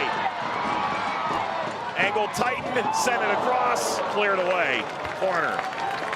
Herrera was hunting. And Sacramento will take more time off the clock. Let's get away from the statistical possibilities that could be Russell Cicerone and Republic moving forward. Just the leadership capability, the presence that he brings to this front line. I mentioned how the overall dimensions change without Roro Lopez. Mark Briggs and the entire front office group very clear about the fact that getting Russell Cicerone back is not just about having options on the front line. It's about his intent to help drive this team to greatness, whether by him lonesome or in group play. Small window we've seen here, but a good representation of it. 59 career goals, regular season in the championship. Wasn't much of a goal scorer until his final years in Pittsburgh.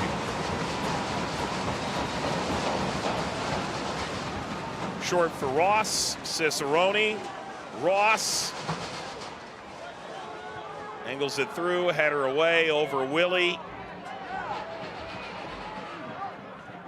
Shabani. And an acknowledgement that that may be enough tonight. That's it, it's full time. Sacramento make up a pair of points in the Western Conference. They utterly dominate El Paso, and they take a 2-0 win for their first victory at home since June the 29th. The question coming into the evening was whether or not the emotion would trump performance based upon what they just went through on the weekend. The ups and downs in the 4-3 loss against Louisville City, trying to climb back into the race for the #1 overall seed, diminished, but never a question on the night. From the first whistle, the best performance, the better creation, certainly the goals. And most overall, the gap only 4 points now atop the Western Conference for the #1 seed. Phillips and Timmer the goals, and Wilmer Cabrera's side is still struggling to find the tracks. Sacramento take a 2-0 win over El Paso, now 4 points, the Western Conference lead. We'll wrap it up on the other side on CBS Sports Network.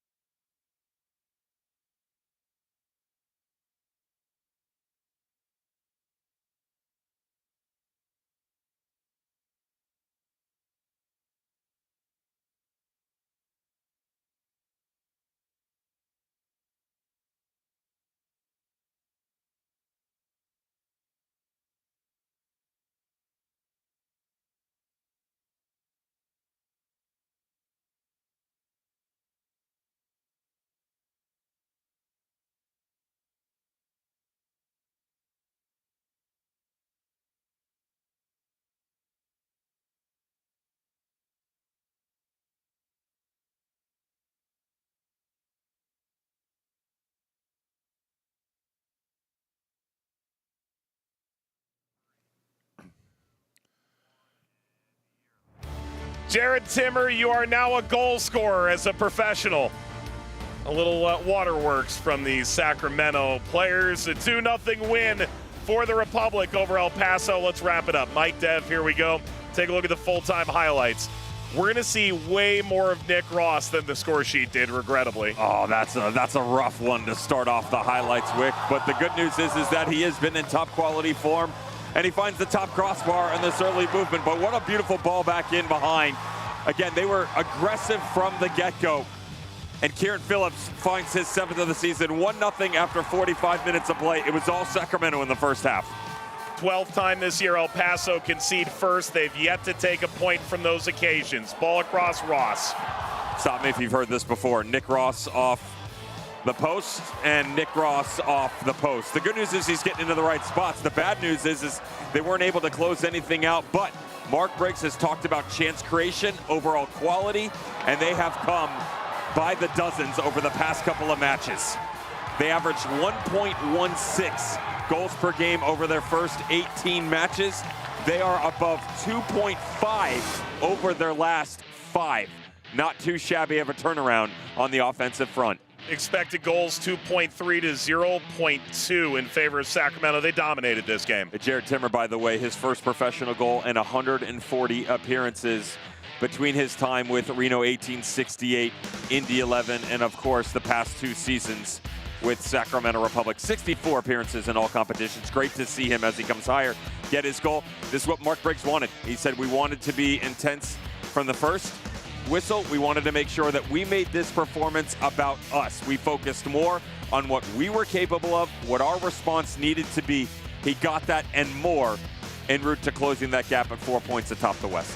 First time without a shot on goal for El Paso all year. 4 shots are a season low, and the Republic take a 2-0 win. We hope you have enjoyed the summer of soccer on CBS Sports as the championship turns its attention toward the stretch run.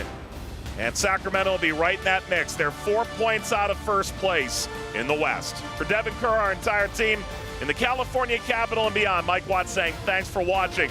Sacramento wins it 2-0 over El Paso. Good night.